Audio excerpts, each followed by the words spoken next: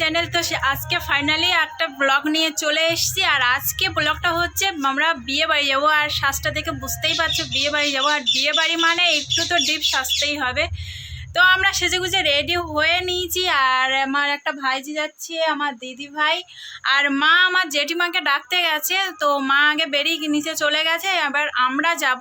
তো বিয়েটা হচ্ছে আমার একটা দাদার বাড়ির পাশেই বিয়ে হচ্ছে। তো ভাবলাম তোমাদের সঙ্গে সেটা শেয়ার করি, বিয়ে বাড়ি গিয়ে কি কি করি তোমরা দেখতে থাকো। আর আমিও অনেক এক্সাইটেড, কেননা অনেক দিন পর এরকম বিয়ে বাড়ি যাচ্ছি। অনেক দিন বিয়ে বাড়ি যাওয়া হয়নি, প্রায় এই 2-3 বছর তারও বেশি কোনো বিয়ে বাড়ি যায়নি। ফাইনালি একটা বিয়ে বাড়ি পেয়েছি, ছাড়া যায় বলো? তো চলো ওখানে যাই, ওখানে গিয়ে আবার দেখা হচ্ছে আর কি কি করি ওখানে গিয়ে তোমরা দেখতে থাকো। তো চলো ওখানে চলে যাই।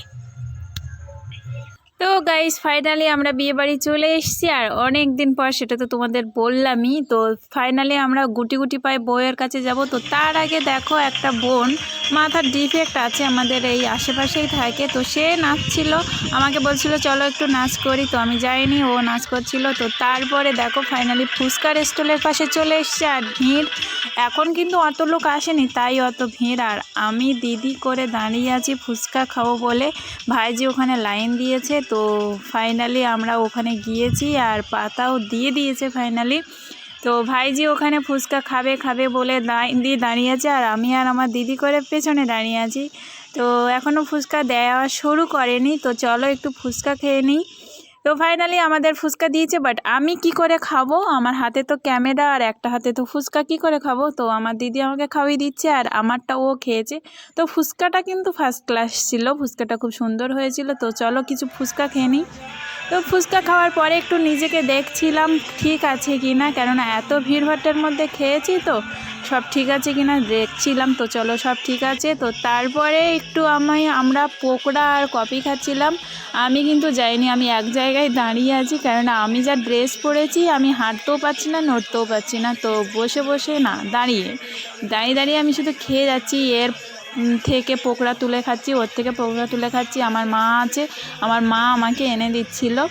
তো আমাকে যেতে বলছিল, আমি যাইনি, সেই জন্য আমার ভাই আমার পরে রাগ দেখাচ্ছে। তো যাই হোক, আমি একটু গিয়েছি ওখানে ভিডিও করার জন্য। এই সাইডে দেখো কফি, আর এই সাইডে পকোড়ার স্টল দিয়েছে। তো দেখো পকোড়ার এখানে কত লাইন পড়েছে। তো আমিও একটু পরে হাত পাতবো পকোড়ার জন্য। তো চলো, দেখতেই পাচ্ছ পকোড়ার গামলি নিয়ে বসে গেছে সবাই। তো চলো একটু পকোড়া নিয়ে নিই, তারপরে আবার দেখা হচ্ছে। গাইস ফাইনালি কিন্তু পকোড়ার প্লেট আমার হাতে, বাট পকোড়া নেই। কি হয়েছে, আমি নিয়ে এসেছি আর সবাই ছো মেরে নিয়ে নিয়েছে। এত সময় আমি সবার থেকে নিচ্ছিলাম, আমার থেকে নিয়ে নিয়েছে। তো ভাইকে একটু দিলাম। তো তারপরে আমার মাথা ব্যথা করছিল বলে বাবা একটু মেডিসিন এনে দিয়েছে, তো সেটাই খেয়েছি। খেয়ে একটু বেটার ফিল করছি। তো তারপরে দেখো আমার মাসির বকবক আর থামে না। আর বউ এখানে দাঁড়িয়ে আছে, কারণ বউ ভাতের যে ভাতটা দেয় না সবার পাতে ফার্স্ট সমাজে, তো সেটার জন্য এখানে সবাই দাঁড়িয়ে আছি। আর তারপরে আমি একটু দাদা বৌদির সঙ্গে পোজ দিচ্ছিলাম ওখানে দাঁড়িয়ে। তো আমার দিদি একটু কটা ভিডিও তুলছিল, আমি দেখলাম, সেটাই তোমাদের সঙ্গে শেয়ার করেছি কিছু। তো আমরা কিন্তু মেনলি ওখানে ফটোই উঠছিলাম। তো তারপরে দেখো আমার দুই বৌদি ফার্স্ট সমাজে বসে গেছে। তো ফার্স্ট ব্যাচ বসে গেছে, আর আমাকে ডাকছিল বৌদি ওখানে খেতে। তো যাইনি আমি, এখনও ভিডিও বানানো বাকি আছে, সেই কারণে আমি এখন তো খেলে চলবে না। তো চলো আমি এখান থেকে যাই, বউ যেখানে বসছে আর কি সেখানে যাব। তো চলো এখানে এসে দেখি সবাই দান-ধ্যান দিচ্ছে। তো ওখানে আমার মাসির ছেলে আর মেয়ে বসে আছে, ওখানে সবার নো এন্ট্রি। তো বিয়ে বাড়ি গেছি আর বউয়ের পাশে ফটো উঠবো না, এটা কি হয়? আর তোমরা তো নিশ্চয়ই বুঝেই গেছো থাম্বনেলটা দেখে। তো বউ ওখানে ডাকছিল, মানে বৌদি ডাকছিল আমার ফটো ওঠার জন্য ওখানে। তো ফাইনালি আমি গিয়েওছি, ফটোও উঠেছি, সেটা তোমরা থাম্বনেল দেখে বুঝেও গেছো। গাইস তারপর দেখো আমরা কিন্তু খাওয়ার এখানে চলে এসেছি, আর অলরেডি সবাই ঢুকে পড়েছে।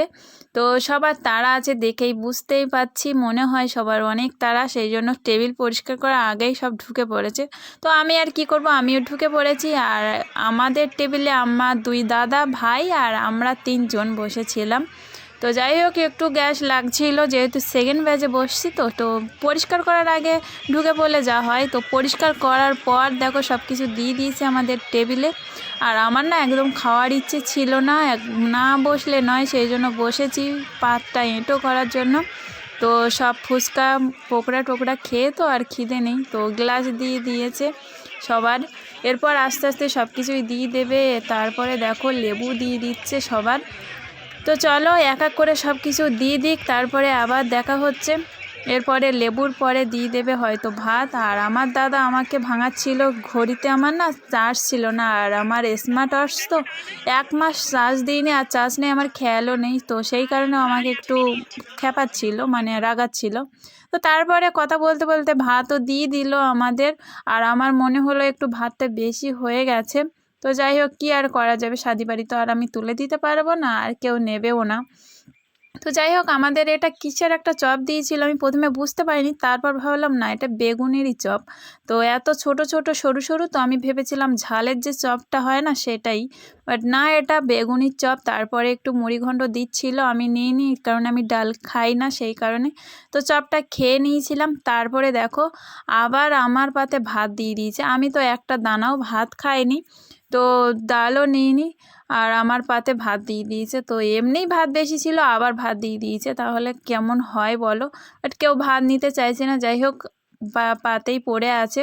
আর আমার না খুব একটা বদ অভ্যেস, আমি পাতে কিছু রাখতে চাই না, বাট এই শাদি বাড়ি আমার পাতে থেকে কিছু উঠবে না। তো তারপরে দেখো কিছু একটা দিয়ে দিয়েছে, এটা কি প্রথমে বুঝতে পারিনি। তারপরে মা বলছিল এঁচোড়ের তরকারি, তো এঁচোড়ের তো আমি বংশই পাচ্ছিলাম না, কটা বড়ি পেয়েছিলাম, বাট বড়িতে এঁচোড় মানে বড়িটা এঁচোড়ে দেয় আমার তো জানা নেই।